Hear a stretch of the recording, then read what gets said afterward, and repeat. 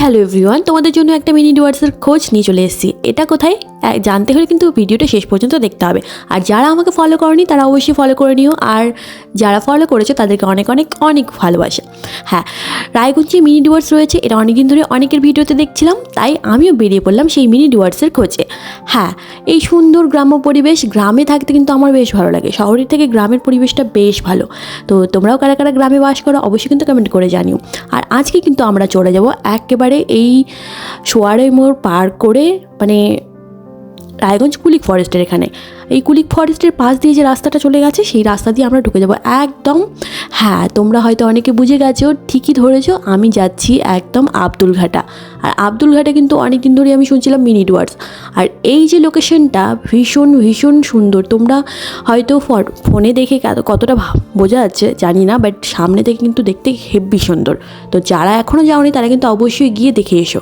আর কিছু দূর এই ব্লকটা, একাডেমিক ব্লকটা পার করেই কিন্তু পড়বে হাতের বাঁ দিকে, ঠিক একটা হাতের বাঁ দিকে রাস্তা পড়বে। সেই রাস্তা দিয়ে কিন্তু আমাদের নেমে যেতে হবে। একদম একটা ভাঙাচোরা রাস্তা, দেখে মনেই হবে না যে এখানে কিছু থাকতে পারে। তো যাই হোক, এই রাস্তা ধরে সোজা চলে যাবে। আর 500 মিটার যাওয়ার পরে কিন্তু আমাদের ডেস্টিনেশন একদম আমাদের হাতের কাছে, চোখের সামনে দেখতে পাবো আমরা। আর সেই ডেস্টিনেশনেই কিন্তু পৌঁছে গেছি। আর এখানে কিন্তু খুব সুন্দর একটা মন্দির রয়েছে, শিব মন্দির। আর তার পেছনে মা কালী, মা লক্ষ্মী সমস্ত মূর্তি রয়েছে। আর এখানে কিন্তু একটা ভীষণ পুরনো প্রাচীন একটা বটগাছ রয়েছে, যেই বটগাছে কিন্তু আমি একটু দোলও খাচ্ছিলাম।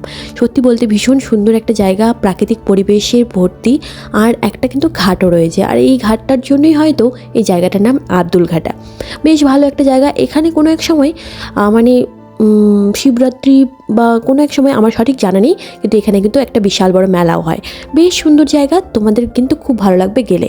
আর এই মেয়েটা কিন্তু ভীষণ লজ্জা পায়, ভিডিওতে একদম আসতে চায় না বরাবরই। তো তবুও ওকে ক্যাপচার করার চেষ্টা করা হয়েছে। মানে আমরা দুই বোনে তখন একটু মানে কেত নিচ্ছিলাম, একটু বেশ ভালো লাগছিলো জায়গাটা বলে, দুজনে খুব খুব মজা করছিলাম। বেশ ভালো জায়গা। বেশ কিছুক্ষণ সময় কাটিয়ে আমরা তিনজনে মিলে সেখান থেকে বেরিয়ে পড়লাম। আর তোমাদের কেমন লাগলো ভিডিওটা? আর অবশ্যই কিন্তু তোমরা একবার গিয়ে ঘুরে আসবে। কেমন লাগলো অবশ্যই কমেন্ট করে জানিও। নতুন বছরে মিনি ডুয়ার্সের সফর কমপ্লিট করে আমরা কিন্তু বেরিয়ে পড়লাম সেখান থেকে, প্রচুর আনন্দ, প্রচুর আড্ডা দিয়ে। আর আমরা তিনজনেই ছিলাম আজকের যাত্রার সঙ্গী। আর আজকে ভিডিওটা এই পর্যন্ত। ততক্ষণ তোমরা ভালো থেকো, সুস্থ থেকো, টাটা।